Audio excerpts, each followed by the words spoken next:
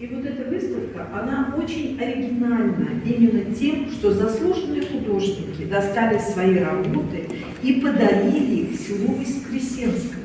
А как вы думаете, почему именно из всей необъятной нашей Родины они выбрали маленькое башкирское село, которое находится от нас в 75 километрах отсюда? Почему именно этому селу они подарили свои работы? Что такое подарок вообще? Это знак чего, мой хороший? Но ты делаешь подарок в знак чего? Вот знак благодарности. Это наше спасибо. Спасибо человеку, мы говорим, мы тебя любим, большое тебе спасибо, мы тебе благодарны, что ты есть в нашей жизни. Достали свои детские рисунки и подарили селу Воскресенскому в знак благодарности за то, что в свое время это башкирское село приняло их, маленьких, испуганных, голодных, холодных, приняло их во время эвакуации. И жители села, вот представьте себе, вы современные городские жители. В вашей одежде, в рубашечках, в кроссовочках вы попадаете в Ямало-Ненецкий округ, в Чум, где люди по-другому одеты, по-другому выглядят, у них другой менталитет. Что вы испытаете? Неудобство. Неудобство. Что еще? Вот вы сейчас, вот вас взяли вот так, раз, и окунули в другой мир. Мир холодный, мир непонятный. Вот 26 километров, и дошли немцы, их остановили. И остановили их, ребята, наши советские войска. Наши русские люди, которые в прямом смысле слова свою жизнь положили за Родину. Там у маленьких детей были родители, а вот дети уже вашего возраста и старше были без родителей. Их эвакуировали отдельно, потому что это были отобранные дети со всего Советского Союза. Дети исключительно талантливые как художники. То есть художественный талант в этих детях был очень высокий. Они были победителями выставок, они были призерами выставок республиканского масштаба. Их отобрали в 1939 году и начали обучать. И вот этих детей, чтобы не потерять художественную элиту страны, их оценили как целый завод. Вот эвакуировали заводы, а этих детей, эту школу эвакуировали отдельно. А картины этих художников стоят минимум $15 тысяч на аукционах. Это я смотрела сама лично. Тебе из Москвы привезли в башкирское село. Как ты скажешь спасибо? Нарисуешь, конечно. И вот эти дети начали рисовать. А как вы думаете, что они начали рисовать? Именно Воскресенское привезли, во-первых, потому что у нас в Уфе находится музей имени Нестерова. Слышали о таком? Кто-нибудь? Вот я вам расскажу. Есть такой художник Михаил Нестеров. Это знаменитый художник. В Уфе открыт его музей в честь него.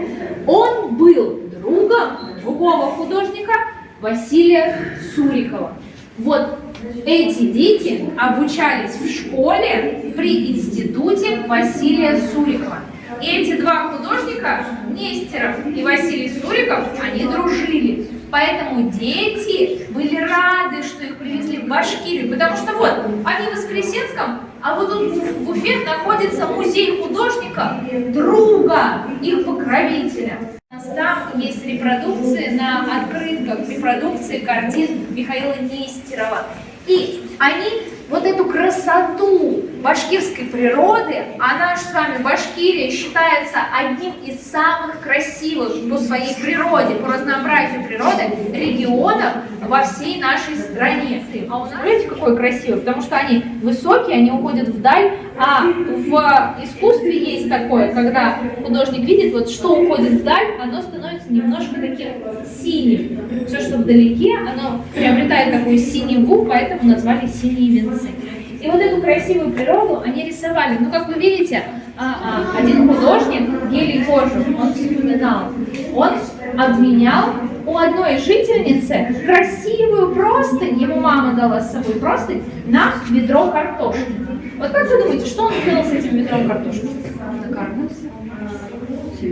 Да, приготовил ее, и действительно, он принес ее к своим ребятам, к своим воскресенцам. Он накормил всех, но он накормил не просто, что всем раздал. Там же были маленькие и взрослые. Как вы думаете, кому первому досталось картошка? Он накормил сначала маленьких, а ему было тогда 17 лет. А потом уже все, что осталось, они поели сами взрослые. Ну, вот здесь вот художник нарисовал реальное событие. Вот что происходит на картине? Они танцуют, веселятся. Хорошо, теперь я вам скажу. Эта картина называется «Проводы». Как вы думаете, кто кого куда провожает? На фронт. Действительно, провожают на фронт. Вот смотрите. Я вам сказала, там были 17-летние парни и девушки. Вот в 1942 году, когда некоторым из этих парней стало 18 лет, 23 из них решили вместе со взрослыми мужчинами, сельчанами, пойти на фронт. 23. 6 из них не вернулось с фронта. Только один получил звание Героя Советского Союза. Вот вашим, наверное, старшим братьям и сестрам тоже сейчас где-то около 18, да? Представляете? Но это их было личное решение. Они сами захотели пойти. И вот здесь вот юный художник, он решил показать как раз-таки вот эти проводы. Он даже где-то напоминает девушку, действительно. Многие путают. Нет, на самом деле это молодой парень. Парень, когда он юный, он еще не начинает бриться, и он вот из молодого парня легко сделать девушку, если его накрасить, например. Всех тех, кто не вернулся, вот наверняка у многих из вас в семьях прабабушки, прадедушки есть те, кто был на фронте, да? 5-й год, послевоенное время уже. Вот смотрите, эта картина, она большая. О чем эта картина? Зима, люди катаются, еще что-нибудь. Возможно, праздник. Хоккей играют. На переднем плане женщина вешает белье. Вот там, это кто, как думаете? Рабочие. Люди рабочие, молодец, они направляются вот туда на завод, скорее всего, работают, на стройку идут.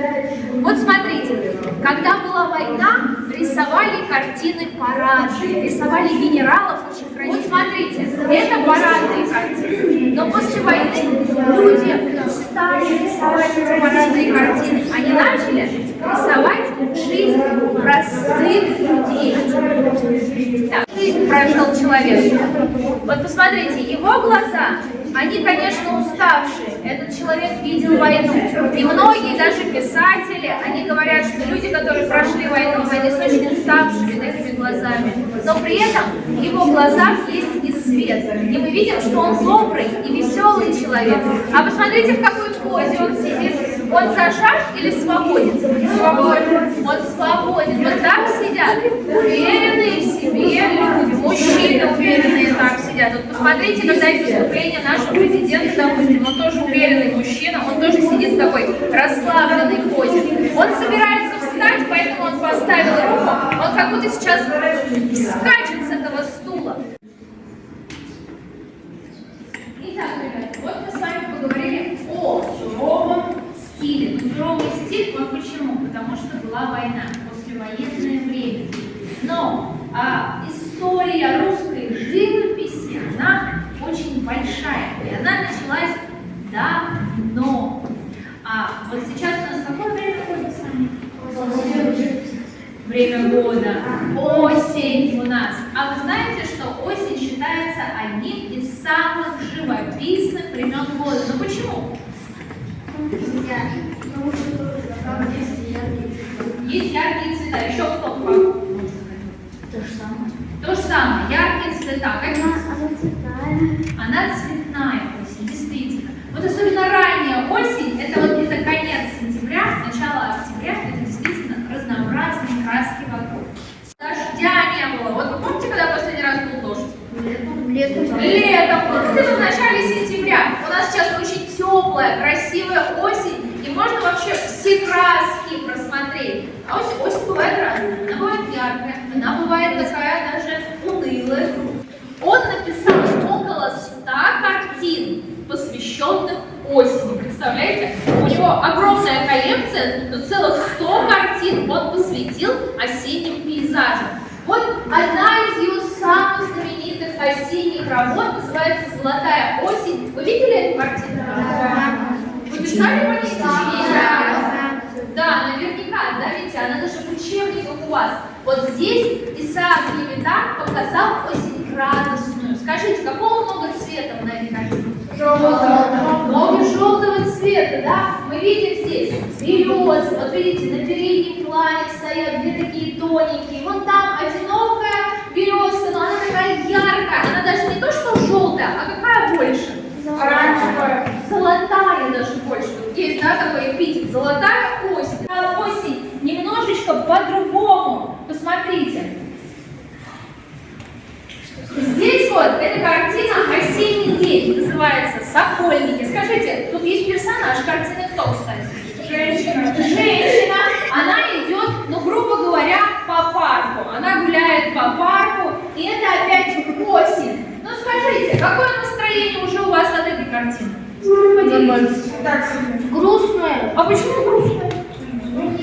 Лето закончилось, да, мы видим, что вот здесь уже, скорее всего, прошел дождь, здесь гуляет ветер.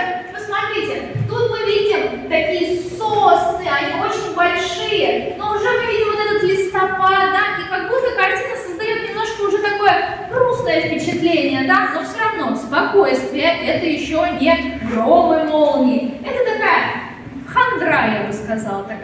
Иван Шишкин — это тоже наш художник русский, он тоже пейзажист, он рисует реалистичные картины, они все из реалистической школы. Но у Ивана Шишкина была такая особенность, он все свои картины рисовал очень детально. Вот если вы увидите его картины в музее, они по 2 метра, они на самом деле очень большие. И он на них вырисовывал буквально каждую травиночку, вот настолько он пытался добиться вот этого идеала. Скажите, какая у него осень? Золотая. Тоже золотая, но видите, она уже хмурая, да? Она не вот как первая, это не Исаак Левитан. Это уже такая хмурая осень, да? Мы видим, что здесь уже голубой есть цвет? Нет. Голубого цвета нет, видите? Все в облаках там, облака. Мы видим, что уже такое увядание, тут даже не золотой, тут скорее такой, вот знаете, когда листья они гниют, они становятся такими уже коричневыми, да, видели? Хрустящими, коричневыми, да. И вот эти листья он уже показывает, это уже поздняя осень. Это декорации какие обычно на сцене? Обычные? А они должны быть яркими. Да, они должны быть яркими, чтобы зритель их заметил. И вот эта его театральность, вот эта его живость, она, смотрите, в картине. У него картина какая? Яркая. Она яркая. Сейчас с вами будем тоже показывать осень. Давайте я сейчас включу свет, глаза все закрыли, потому что будет очень ярко.